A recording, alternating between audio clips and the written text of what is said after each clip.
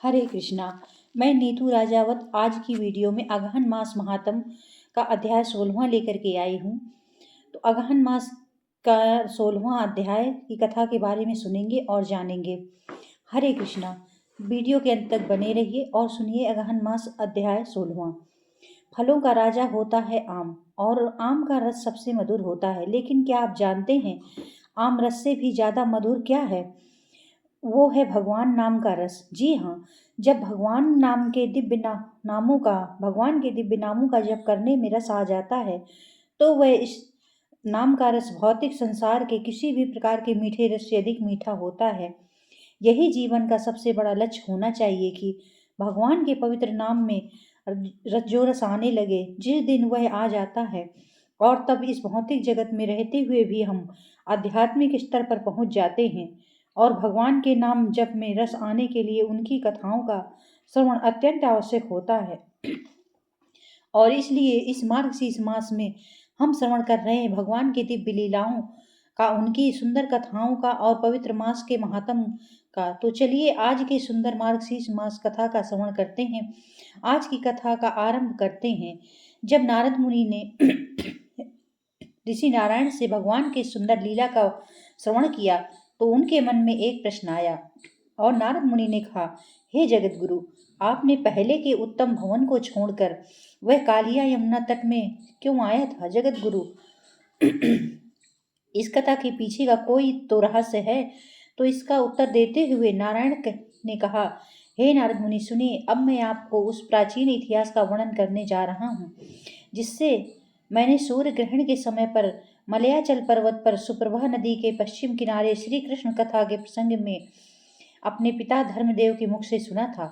वास्तव में बात यह थी कि भगवान शेष की आज्ञा से सभी नाग प्रत्येक वर्ष कार्तिक मास की पूर्णिमा के दिन भय के कारण गरुण देव की पूजा करते हैं। पुष्प, धूप, दीप, नैवेद्य और अनेक प्रकार के उपहार सामग्रियां अर्पित करने के बाद में भगवान की प्रसन्नता पूर्वक आराधना करते हैं। लेकिन एक समय महातीर्थ पुष्कर में भक्ति पूर्वक अच्छे से स्नान करने के बाद कालिया ने अहंकार बस उस तिथि को गरुण देव की पूजा नहीं और सभी नागों द्वारा जो पूजा सामग्री एकत्रित की गई थी उसे कालिया नाग ने बलपूर्वक खा लिया। उस समय सभी नाग अत्यंत क्रोधित हो गए और मदमस्त कालिया को रोकने के लिए उसे नीति की बात बताने लगे। जब किसी तरह से वह कालिया नाग को नहीं रोक पाए तो अचानक वहां पक्षीराज गरुण प्रकट हो गए। गरुण को आया देखकर सभी नाग कालिया के प्राणों की रक्षा करने के लिए जब तक सूर्योदय नहीं हुआ तब तक पूरी शक्ति लगाकर गरुण जी के साथ युद्ध करते रहे। अंत में पक्षीराज के तेज से उद्विग्न होकर वे सब नाग वहां से भाग गए। जब कालिया ने देखा कि सभी नाग वहां से भाग रहे हैं तो वह कालिया निशंक भाव से वहीं पर खड़ा रहा। उसने गरुड़ देव की ओर देखा और श्री हरि के चरणारविंदों का चिंतन करके गरुण के साथ युद्ध आरंभ किया। एक मुहूर्त तक उन दोनों के में अत्यंत भयंकर युद्ध हुआ और अंत में गरुण जी के तेज से नागराज कालिया को पराजित होना पड़ा और उसके बाद वह भाग गया और यमुना जी के उसी कुंड में चला गया जहां शौभरी मुनि के आश्रम से पक्षीराज गरुण के भय से नाग अब वहीं रहने लगा। पीछे से उसके सभी परिवार के लोग पहुंच गए। अब इस कथा को बीच में ही रोकते हुए नारद मुनि ने पूछा कि सौभरी मुनि का शाप कैसे मिला?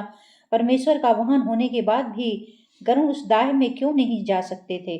नारद मुनि की शंका का समाधान करते हुए श्री नारायण ऋषि ने कहा, वास्तव में उस कुंड में सौभरी मुनि 1 सहस्त्र दिव्य वर्षों तक तपस्या करके महासिद्ध हो चुके थे और वे श्री कृष्ण के चरण कमलों का ध्यान कर रहे थे। उस समय ध्यान परायण मुनि के समीप पक्षीराज गरुण यमुना जी के जल में और किनारे भी अपने गणों के साथ प्रसन्नता पूर्वक विहार कर रहे थे। वे अपनी उत्कृष्ट इच्छा से प्रेरित होकर अनेक अपने पंखों के ऊपर उठाकर मुनि के अगल बगल में उनकी सा आनंद परिक्रमा करते हुए आते जाते रहते थे। एक दिन जब उन्होंने परिवार सहित एक विशालकाय मछली को देखा, देखते ही देखते गरुण ने मुनिंद के निकट से ही उस मीन को चोंच में पकड़ लिया। मछली को मुंह में दबा कर ले जाते हुए गरुण को देखकर सौभरी मुनि क्रोधित हो गए। मुनि की उस रोष भरी दृष्टि से गरुण कांप उठे और महामत्स्य को उनकी चोंच से छूटकर पानी में गिरा दिया। गरुड़ के डर से वह मीन मुनि के पास ठहर गई और शरणागत हो गई। जब पुनः गरुड़ उसे लेने के लिए प्रयास करने लगे, तब वह मुनीन्द्र कहने लगे, हे पक्षीराज, मेरे पास से दूर हट जाओ, चले जाओ यहाँ से। मेरे सामने इस विशाल जीव को पकड़ लेने की तुम में क्या योग्यता है? तुम अपने को श्री कृष्ण का वाहन समझकर अभिमानी हो गए हो। श्री कृष्ण तुम्हारे जैसे करोड़ों वाहन रच लेते हैं और उनमें इतनी सामर्थ्य है। मैं अपनी बाहें टेढ़ी करने मात्र से ही तुम्हें शीघ्र अनायास ही भस्म कर सकता हूँ। तुम परमेश्वर के वाहन हो तो क्या हुआ, हम लोग तुम्हारे दास नहीं हैं। यदि आज से कभी भी इस कुंड में आओगे तो मेरे साप से तत्काल भस्म हो जाओगे। शौभरी मुनि की ऐसी बात सुनकर पक्षीराज गरुड़ अत्यंत विचलित हो गए। वे भगवान श्री कृष्ण के चरण कमलों का स्मरण करते हुए उन्हें प्रणाम कर वहां से चले गए। तब से आज तक इस कुंड का नाम सुनने के मात्र से पक्षीराज गरुड़ उस स्थान पर आने की इच्छा नहीं करते। इस वृतांत को सुनने के बाद नारायण ने कहा, हे नारद मुनि, अब हम अपने कालिया मर्दन के वृतांत को आगे बढ़ाते हैं। कालिया नाग को यमुना नदी से दूर भेज देने के बाद श्री कृष्ण बहुत समय तक यमुना के जल के ऊपर नहीं आए और यह जानकर ग्वाल बाल बहुत दुखी हुए। वे मोहवश यमुना के तट पर रोने लगे। कुछ बालक शोक के कारण अपनी छाती पीटने वहीं पर मूर्छित होकर गिर गए। कितने ही बालक श्री कृष्ण के विरह से व्यथित होकर कालिया दह में प्रवेश करने का प्रयास करने लगे। कुछ ग्वाल बाल उन्हें रोकने लगे, कोई कोई अपने प्राणों को त्यागने का प्रयास करने लगे और उनमें से जो समझदार कुछ ऐसे थे बालक उन मरण उन्मुख बालकों को प्रयत्नपूर्वक रक्षा करने लगे। कुछ बालक इस संपूर्ण वृतांत को नंद महाराज को बताने के लिए दौड़ पड़े। उनसे कहने लगे, हे नंद महाराज, कृष्ण ने कालिया दह में प्रवेश कर लिया है, शीघ्र चलिए, प्राण आपत्ति में है। इस प्रकार कहते हुए सभी ग्वाल बाल व्याकुल होकर रोने लगे। उन्होंने शीघ्र ही माता यशोदा को, अब उनके पास बैठे हुए बलराम को व अन्य सभी गोप और लाल कमल के समान नेत्रों वाली गोपांगनाओं को भी यह समाचार बताया। यह सुनते ही सबके सब शोक से व्याकुल होकर भागते हुए यमुना तट पर आ पहुंचे। सारे ब्रजवासी एकत्र होकर रोते शोक से मूर्छित होने लगे। माता यशोदा कालियादह में प्रवेश करने लगी और यह देखकर कुछ लोग ने उन्हें रोक लिया। गोप और गोपियां तो शोक में मग्न हो गए। श्रीमती राधिका भी उस यमुना जी के जल में प्रवेश करने का प्रयास करने लगी। यह देखकर स्त्रियों ने उन्हें रोक लिया। वह शोक से मूर्छित हो गईं। उस नदी के तट पर अचेत अवस्था में गिर पड़ी। नंद महाराज भी अत्यंत विलाप करते हुए बार बार मूर्छित होने लगे। चेतना आने पर पुनः रोते और फिर मूर्छित हो जाते। इस पर सभी लोगों में ज्ञानियों में श्रेष्ठ बलराम जी ने अत्यंत विलाप करते हुए नंद महाराज और शोक से कातर हुए यशोदा मैया और अन्य गोपांगनाओं को आश्वासन देते हुए कहा, गोप गोपियों, आज सब मेरी बात सुनो। नंद बाबा ज्ञान शिरोमणि गर्ग मुनि की बातों को याद कीजिए। जगत का भार उठाने वाले शेष के आधारभूत हैं। संहारकारी भगवान शिव के भी संहारक हैं, जो विधाता के भी विधाता हैं। उनकी इस भूतल पर कैसे पराजय हो सकती है? श्री कृष्ण तो अणु से भी अणु और परम महान है। उनकी सत्ता सदा सर्वदा सर्वत्र विद्यमान है। योगियों के सम्यक योग हैं। जिस प्रकार आकाश में को कोई छू नहीं सकता, वैसे ही परमेश्वर को कोई बाधा नहीं पहुंचा सकता। श्री कृष्ण सबकी आत्मा है और आत्मा किसी की दृष्टि में नहीं आती। उसे अस्त्रों का विनाश नहीं बनाया जा सकता। हे पिताजी, यदि एक मच्छर सारे ब्रह्मांड को निगल जाने में समर्थ हो जाए तो उन ब्रह्मांड नायक को वह सर्प अपना ग्रास कभी भी नहीं बना सकता। यह गणज्ञान योगियों के लिए भी सार वस्तु है। इसलिए आप चिंता दूर करें। श्री कृष्ण को कुछ भी नहीं हुआ है।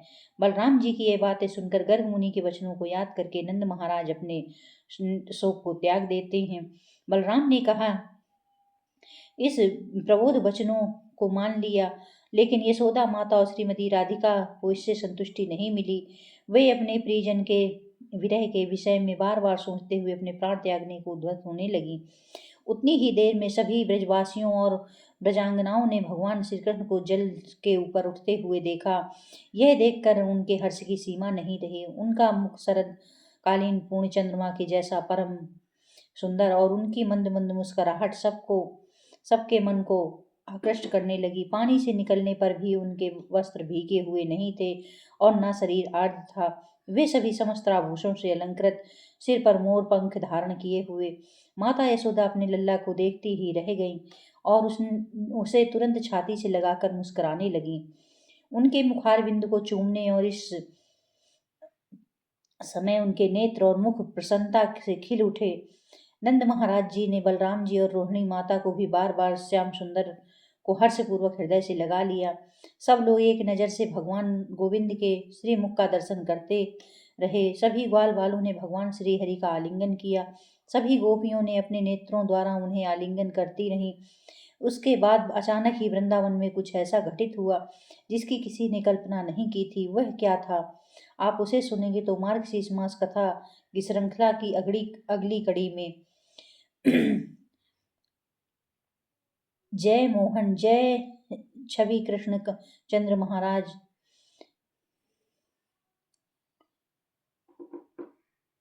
जय श्री हरि।